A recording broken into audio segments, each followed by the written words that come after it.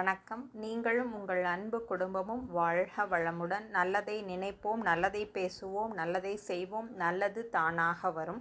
இன்றைய தலைப்பு 4 நறுமணங்களே. அதில் முதல் விஷயம் பார்க்கலாம். கோபமும் பயமும் வேண்டாமே. நாம் எல்லோருக்கும் ஒரு பழக்கம் உண்டு. அந்த பழக்கம் கண்டிப்பாக தவறுதான், நமக்கு நல்லாவே தெரியும். அந்த பழக்கம் நமக்கு துன்பத்தை மட்டுமே கொடுக்கும்னு தெரியும்.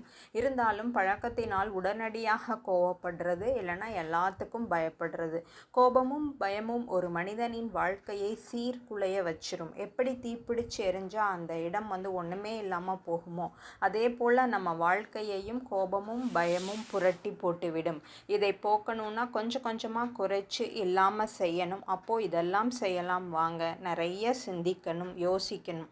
ஏன், எப்படி, எதற்காக உங்களுக்குள் கேட்டு சிந்தியுங்கள். மன அமைதியிலும் மன அமைதியான சூழலிலும் உங்களுக்கு விடை கண்டிப்பாக கிடைக்கும். இந்த 2 பழக்கங்கள், குணங்கள் குறைய குறைய வாழ்க்கை வைரம் போல ஜொலிக்கும். எல்லோரும் உங்களை போற்றுவார்கள். நீங்கள் தனித்துவமுடையவர்களாக தெரிவீர்கள். மன வலிமை அபரிமிதமாக கூடும். சிந்தியுங்கள். கண்டிப்பாக எல்லாவற்றையும் சந்திக்க தயாராகி விடுவீர்கள். வாழ்க வளமுடன். சினமும் பயமும் என்னிடத்தில் எழாமல் காப்பேன் என்று பலமுறை கூறுங்கள். வெற்றி கிட்டும். 2வது பார்த்திங்கன்னா, எதிர்பார்ப்பு, ஏமாற்றம், துன்பம். இப்போ ஒரு டெலிவரியில் ஒரு 3 குழந்தை பிறந்தால் எப்படி அடுத்து பிறக்குமோ, அதே போல் ஒரு எதிர்பார்ப்பு, ஏமாற்றம், துன்பம், அது 3ம் பார்த்திங்கன்னா வந்ததுன்னா லைனாக நம்மளை தொடர்ந்து வந்துட்டே இருக்கும். இன்றைய சூழலில் பார்த்தா எல்லோருமே ரொம்ப எதிர்பார்க்கிறோம்.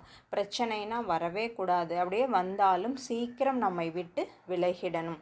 உடம்பு எப்போவுமே ஆரோக்கியமாக இருக்கணும். உறவு அமைதியாக இருக்கணும். பிள்ளைங்க நம்ம சொல்கிறத மட்டுமே கேட்கணும். இப்படி எல்லா இடத்திலையும் எதிர்பார்ப்பு இருக்க இருக்க ஏமாற்றமே மிச்சம். ஏமாற்றம் இருக்க இருக்க துன்பம் நம்மை விட்டு விலகாது. யார் மூலமாக துன்பம் வருதோ அவர்களுக்கு என்ன கஷ்டமோ, என்ன சூழ்நிலையோ, என்ன நெருக்கடியோ, இதை நாம் உணர்ந்து ஒத்தும் உதவியும் இணக்கமாக வாழ பழகிக்கொள்வோம். துன்பம், ஏமாற்றம் இதெல்லாம் பார்த்திங்கன்னா நிலையானது அல்ல. அவை ஆற்றில் ஓடும் தண்ணீர் போல ஓடிவிடும் அன்பர்களே.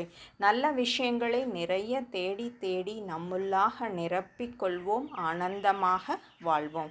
3வது நறுமணமான விஷயம் என்னென்னா, ஒரு நாளைக்கு ஒரு நபருக்காவது உதவி. இப்போ பஸ்ஸில் ஏற முடியலன்னா அவங்களுக்கு ஒரு உதவி. பஸ்ஸில் ஏறி நிறைய பேர் பார்த்திங்கன்னா உடம்புக்கு முடியல, மயக்கமாக வருது அப்படின்னு சொன்னாங்கன்னா நம்மாலான உதவியே அவங்களுக்கு செய்யணும்.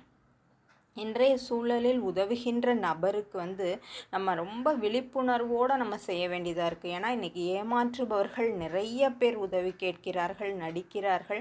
உடம்பு சரியில்லாதது போல் நடிக்கின்றார்கள். உண்மையில் தேவை உள்ளவர்களுக்கு அந்த உதவி கிடைக்க வேண்டும்னு நம்ம வாழ்த்துவோம்.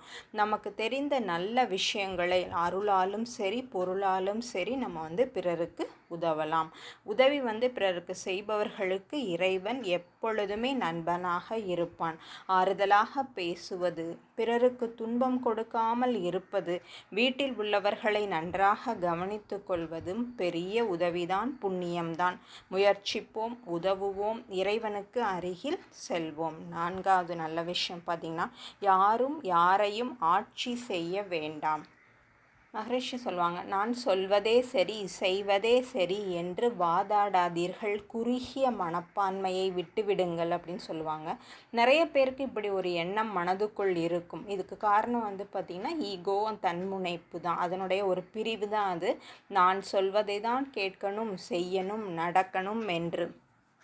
தவறு அவரவர்களுக்கும் அறிவு நிலை உள்ளது. இது நம்ம யாரையுமே ஃபோர்ஸ் பண்ணக்கூடாது. அவங்களுக்கும் அறிவு நிலை உள்ளது. அவர்களுக்கும் வாழ்க்கை சுதந்திரம் உள்ளது. யாரையும் ஃபோர்ஸாக பேசும்போது அவங்க பயந்து செய்கிற மாதிரி அந்த வேலைகளை செய்வாங்களே தவிர, ஆனால் அந்த செயல் உண்மையானதாக இருக்காது. ஏன்னா அவங்க அந்த மாதிரி ஃபோர்ஸாக பேசும்போது பிரச்சனை வரும்னு செய்வாங்களே தவிர அது உண்மையானதாக இருக்காது, அன்பானதாக அமையாது. அவர் செய்வது மிகவும் தவறானதாகவே உள்ளதுன்னு நீங்கள் வச்சுக்கிட்டா கூட அதை சரி செய்ய சொல்கிறேன் என்று நம்ம சொல்லனாலும் அதை நம்ம என்ன பண்ணணுங்க, இணக்கமாக அன்பாக பொறுமையாக எடுத்து கூறுங்கள்.